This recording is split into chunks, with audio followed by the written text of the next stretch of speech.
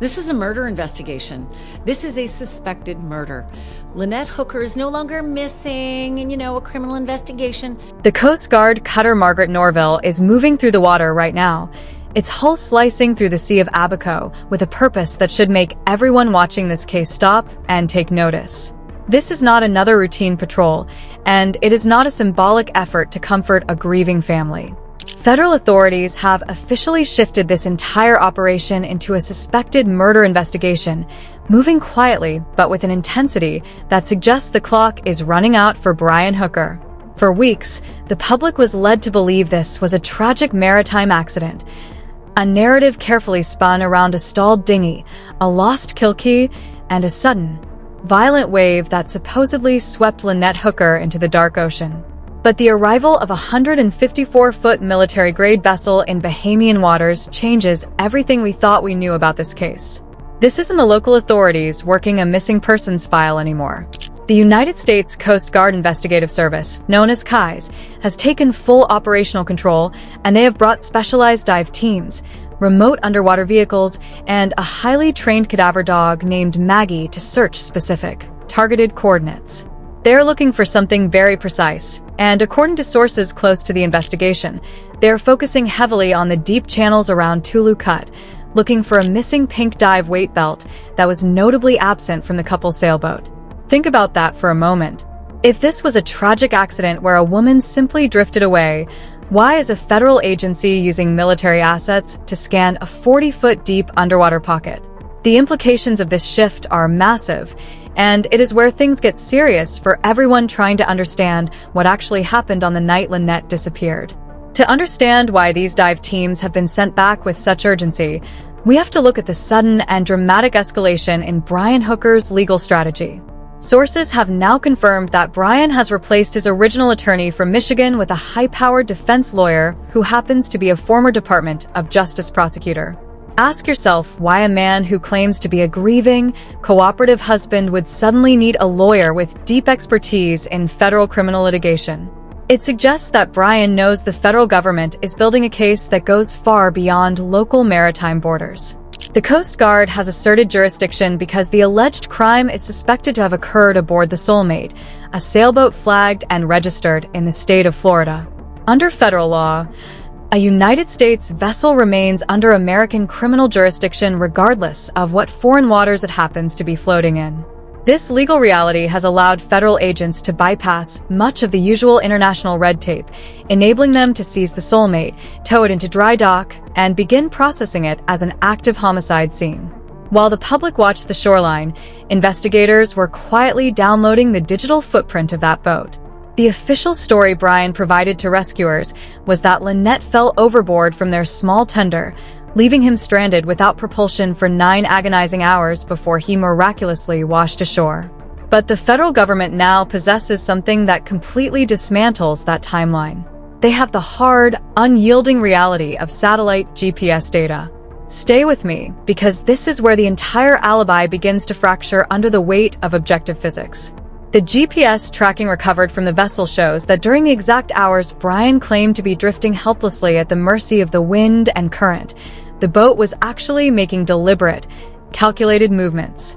An unpowered dinghy does not navigate into specific channels against the tide. It floats blindly until it strikes a reef or a beach.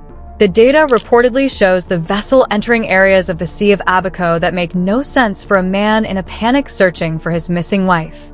Furthermore, investigators have mapped the precise battery life of the dinghy's electric motor. If you run those engines at full throttle to reach a specific destination quickly, the battery drains exponentially faster than if you are idling.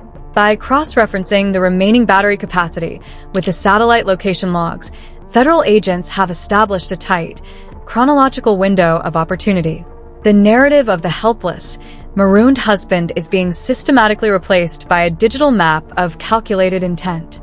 It is highly suspected that the violence did not take place on the open water where anyone in the nearby harbor could hear a scream or see a struggle. The working theory driving these new dive operations is that Lynette Hooker died below deck on the Soulmate, a confined space where the walls stifle sound and the dark hides everything from the outside world. This brings us to the chilling surveillance footage captured at a Marsh Harbor boatyard at exactly 3:35 on Easter morning, just hours after Lynette supposedly vanished into the dark. The local media reported basic details about this tape, but when you look closer at the actual behavior documented on that video, it paints a deeply unsettling picture. Brian Hooker does not run into that boatyard screaming for help. He does not show the frantic, breathless panic of a man whose soulmate has just been swallowed by the sea. Instead, the footage shows him strolling up casually, wearing a patterned shirt, dark shorts, and slides.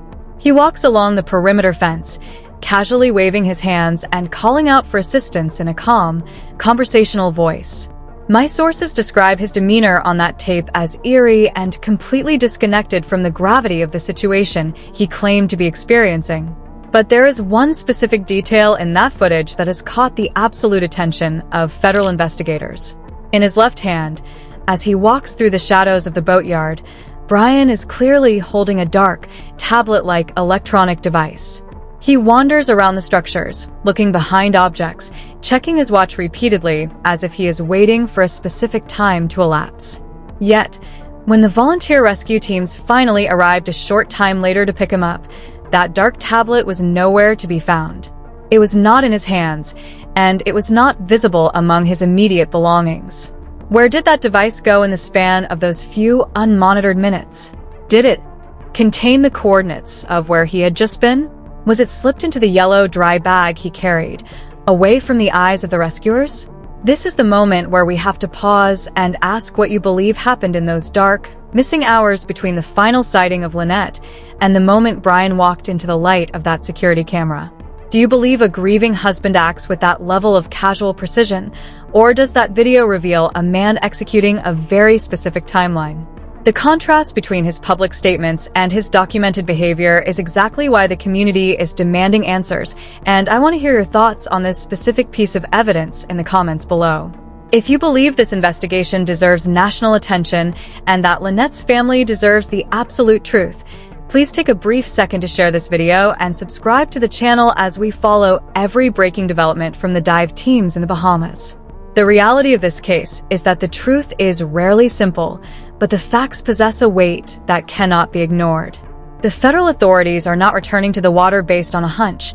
They are returning because the digital evidence, the behavioral anomalies, and the missing forensic pieces are all pointing to the exact same deep water channels. This story is rapidly accelerating, and as the Margaret Norville drops its anchors near Tulu Cut, the facade of a tragic accident is completely washing away, leaving behind the dark, unmistakable outline of a federal homicide investigation. The arrival of the Broward County Sheriff's Office cadaver dog, Maggie, back in the Bahamas marks a psychological turning point in this investigation that Brian Hooker's defense team cannot easily dismiss. For those unfamiliar with the capabilities of highly trained forensic K9s, it is easy to assume that a standard rainstorm or the vastness of the ocean can wash away the truth. But Maggie is not a typical search animal.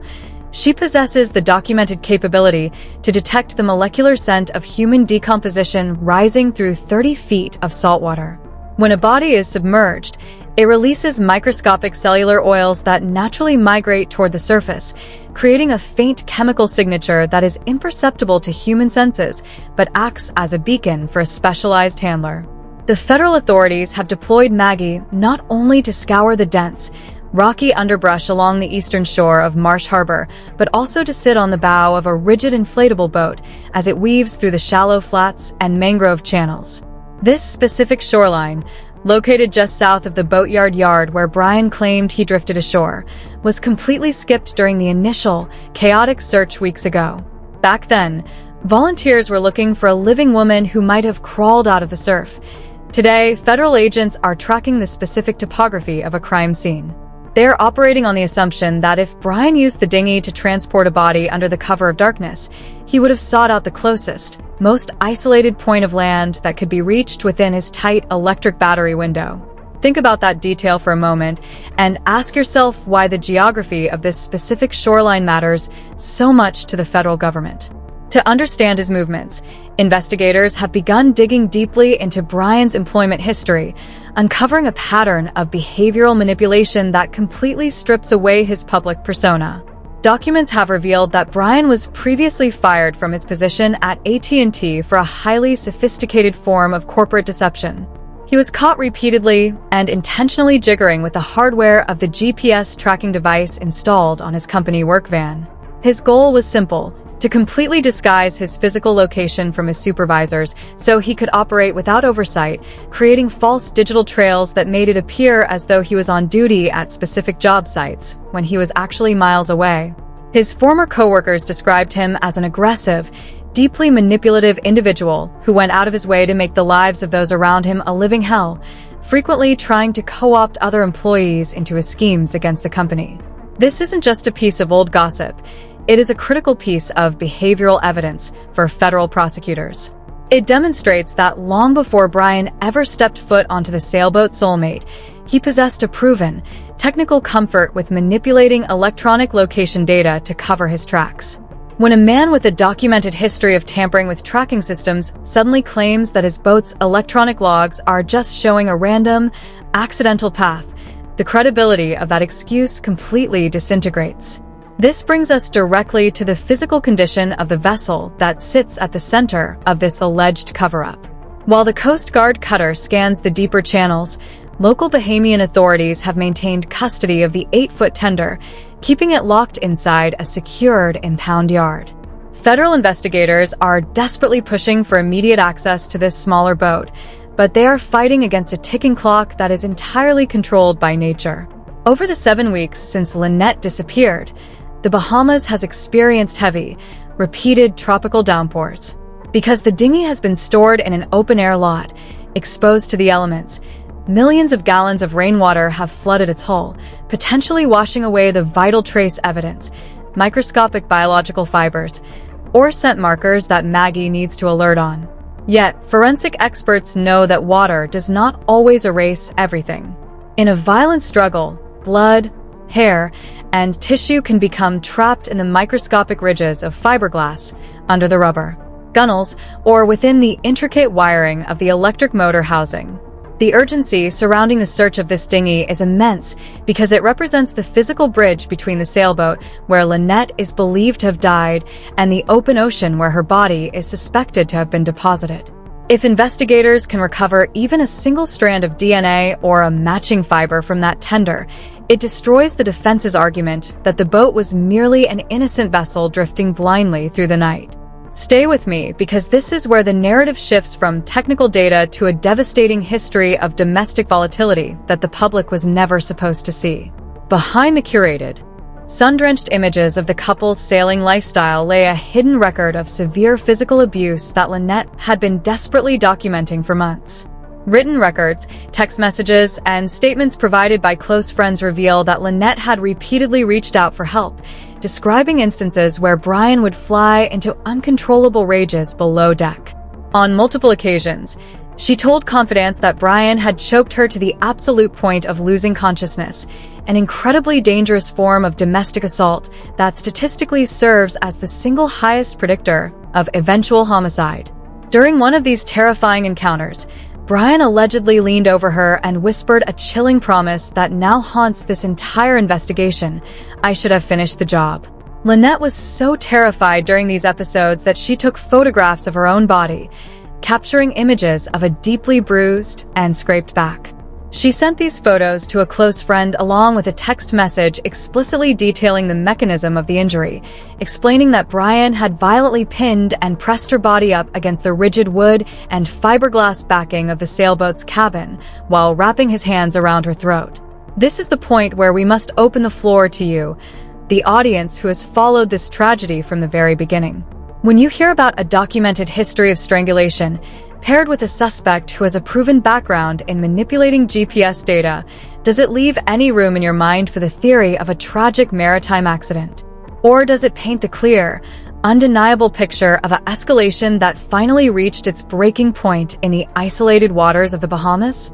Drop your theories and your thoughts in the comments below, because your voice helps keep the pressure on these agencies to ensure this case does not slide into obscurity. The reality that Lynette's mother, Darlene, has had to face is a burden that no parent should ever have to carry. Darlene has since revealed that Lynette actually left Brian multiple times, packing her bags and fleeing the sailboat in a desperate bid for survival, only to be drawn back by the complex, psychological cycle of abuse that traps so many victims. Darlene was so consumed by fear for her daughter's life that she spent hours consulting with professional battered women's shelters, pleading with experts to give her the right words, the right strategy, to convince Lynette to stay away from the vessel for good. But the hold was too strong, and Lynette went back one final time. 2 weeks before her death, in a moment of clarity, Lynette purchased a one-way airline ticket scheduled for March 11th, a ticket that was meant to be her final escape. She never got to use it, and as the dive teams descend back into the water, the true weight of what happened in those final 2 weeks is finally coming to light. The timeline leading up to that fateful March 11th airline ticket reveals a calculated pattern of isolation that federal prosecutors are now assembling into a formal timeline of intent. When a victim of domestic violence makes the definitive decision to buy a plane ticket, the dynamic within the household shifts from volatile to highly dangerous. Security experts know that the most perilous moment for any abused spouse is the exact window when they attempt to physically leave their abuser. Investigators believe Brian discovered that digital airline confirmation on Lynette's phone, triggering a final, explosive confrontation within the absolute isolation of the soulmate. This wasn't an accidental slip into the ocean during a midnight boat ride. It was a crisis that had been building for months, hidden away from the world behind the fiberglass hull of a yacht anchored in a foreign harbor. The Coast Guard Investigative Service is now focusing heavily on the physical geometry of the sailboat's interior cabin, looking for microscopic blood spatter or signs of a structural repair that might indicate Brian tried to bleach or scrub the wood paneling after the fact. Even if a suspect uses industrial cleaners, modern forensic science utilizes chemical compounds that bond with the iron in human hemoglobin, causing it to glow under specialized light spectrums even after multiple washings. This is exactly why the vessel was hauled out of the water and placed into a secure federal dry dock facility, to prevent the natural washing action of the bilge water from destroying the final, silent witness to Lynette's final moments.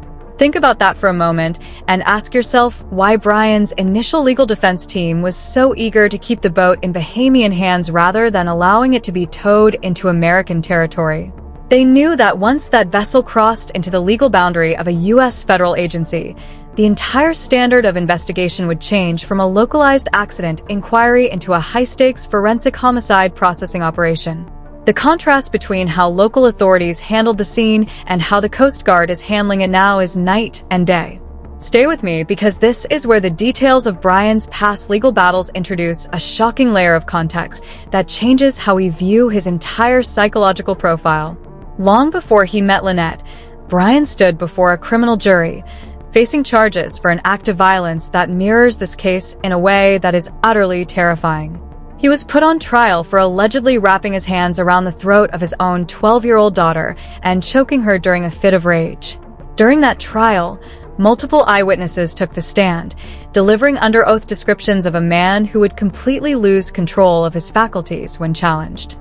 Yet, Brian's defense team managed to secure an acquittal by deploying a highly controversial psychological defense strategy, arguing to the jury that the young girl's memories had been artificially implanted by bitter family members during a contentious custody dispute. While a legal acquittal means he cannot be tried again for that specific act, it does not erase the historical reality of the testimony, nor does it change the chilling fact that his daughter completely severed all communication with him from that day forward, choosing to live in total estrangement rather than remain anywhere near her father. When you look at the allegations Lynette made to her mother about being choked to the point of losing consciousness, the structural parallels between his past and his present are impossible to ignore.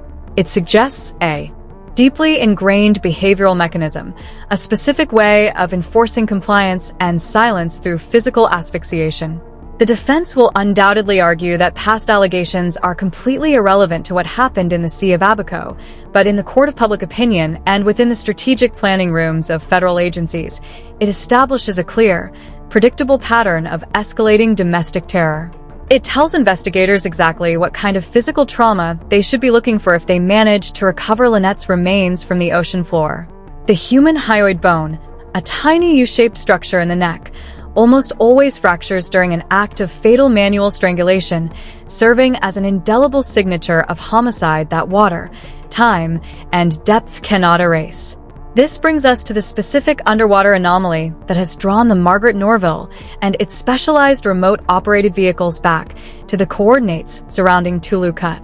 Local fishermen and divers have long known that the topography of the Sea of Abaco is filled with deep blue holes, jagged limestone drop-offs, and underwater caves where the current creates a powerful downward suction during tidal shifts. Dean Zamzile, the local resident whose shoreline surveillance cameras captured the eerie light activity aboard the Soulmate on the night of the disappearance, pointed investigators toward a highly specific underwater shelf that plunges abruptly to a depth of 40 feet. This isn't a wide-open, sandy bottom where an object can be easily spotted from the surface. It is a complex, dark marine ecosystem filled with shifting silt and coral formations. If a body was intentionally weighted down using a heavy, pink dive belt, it wouldn't float at the surface or wash ashore with the wind.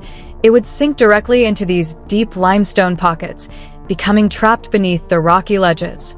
The ROV currently deployed by the Coast Guard is equipped with high-definition sonar arrays capable of penetrating through layers of loose sand and marine debris, looking for the specific density of metallic weights and human skeletal structures.